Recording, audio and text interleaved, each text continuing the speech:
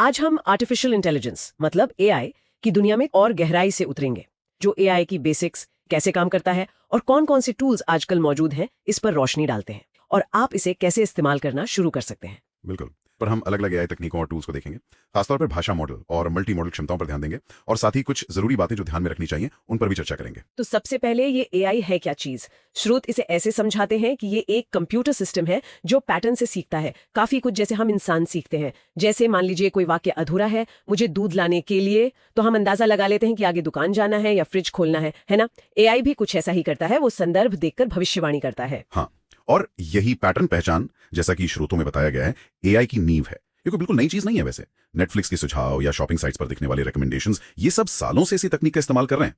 लेकिन हाँ, 2022 में चैट जीपीटी आया और इसने इसे एकदम आम बना दिया, हर किसी की जुबान पर ला दिया। बिल्कुल, आजकल हम सब सुन रहे हैं चैट जीपीटी, जेमिनाई, क्लॉड। स्रोत इन्हें फाउंडेशन मॉडल्स कह रहे हैं। ये भाषा के साथ काम करने में, मतलब टेक्स्ट समझने और बनाने में बहुत अच्छे हैं।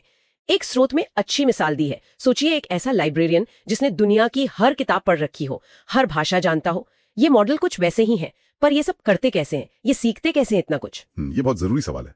ये मॉडल असल में अरबों खरबों शब्दों वाले टेक्स्ट डेटा पर ट्रेन किए जाते हैं, मतलब किताबें, लेख, वेबसाइट्स, कोड, सब कुछ। इस विशाल डेटा से वे भाषा के पैटर्न, ग्रामर, कॉन्सेप्ट्स और यहां तक कि कुछ हद तक दुनिया के बारे में जानकारी सीखते हैं। लेकिन एक बात समझना बहुत जरूरी है, जैसा स्रोतों में भी जोर दिया गया है, कि ये नैरो एआई है। ये कोई सोचने समझने वाले इंसान जैसे दिमाग नहीं है। ये असल में बहुत ही एडवांस्ड पैटर्न मैचिंग मशीन है, उपकरण है, जो दिए गए डेटा के आधार पर सबसे संभावित जवाब तैयार करते हैं। अच्छा, ये तो महत्वपूर्ण है समझना। और अच्छी बात यह है कि इन्हें इस्तेमाल करना काफी आसान है ना।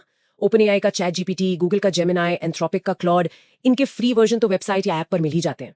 और अगर ज्यादा क्षमता चाहिए तो लगभग $20 हर महीने देकर प्लस या प्रो वर्जन भी ले सकते हैं।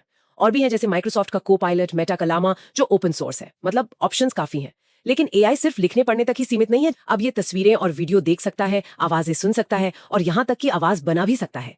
इसे मल्टी मॉडल एआई कहा जा रहा है। बिल्कुल, ये एक बहुत बड़ा डेवलपमेंट है। मल्टी मॉडल मतलब जो एक से ज्यादा तरह के डेटा, जैसे टेक्स्ट, इमेज, ऑडियो को समझ सके और प्रोसेस कर सके। जैसे ओपन एआई का डेली या मिड जर्नी जैसे टूल्स हैं, आप उन्हें टेक्स्ट में बताइए कि कैसी इमेज चाहिए और वो वैसी तस्वीर बना देंगे। अद्भुत। क्लॉड और GPT-4 जैसे मॉडल तस्वीरों को समझ सकते हैं। आप उन्हें कोई इमेज दें और पूछे कि इसमें क्या है, वो बता देंगे। गूगल का जेमिनी तो वीडियो का विश्लेषण भी कर सकता है।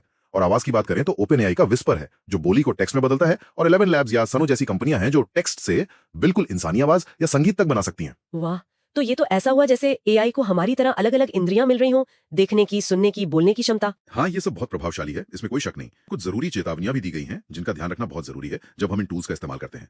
पहली बात तो ये है कि ज्यादातर ये टूल्स ऑनलाइन ही काम करते हैं, तो इंटरनेट कनेक्शन चाहिए होता है।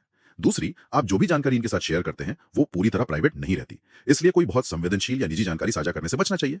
और तीसरी, जो शायद सबसे अहम है, एआई गलतियां कर सकता है और कई बार कॉन्फिडेंस के साथ गलत जानकारी दे सकता है। इसे टेक की दुनिया में मतिभ्रम या हैलुसिनेशंस कहते हैं। ऐसा इसलिए होता है क्योंकि ये मॉडल फैक्ट चेक करने के लिए नहीं बने हैं, बल्कि सीखे गए पैटर्न के आधार पर सबसे स्वाभाविक लगने वाला अगला शब्द या वाक्य बनाने के लिए बने हैं।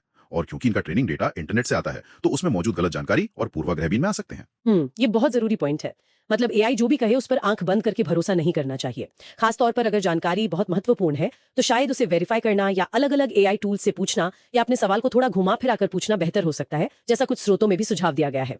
एक डर जो अक्सर जाहिर किया जाता है, क्या एआई हमारी नौकरियां ले लेगा। अब भविष्य तो कोई नहीं बता सकता। सही बात है। पर अगर हम इतिहास देखें तो हर बड़ी टेक्नोलॉजी बदलाव लाती है। कुछ काम करने के तरीके बदल जाते हैं, कुछ नौकरियां शायद कम हो जाती हैं, लेकिन फिर नई तरह की नौकरियां और अवसर भी पैदा होते हैं। जरूरी ये है कि हम सीखते रहें और बदलते समय के साथ खुद को ढालें। बिल्कुल, एआई यकीनन कई इंडस्ट्रीज को प्रभावित करेगा, चाहे वो लेखन हो, कस्टमर सर्विस, डेटा एनालिसिस हो या फिर क्रिएटिव काम।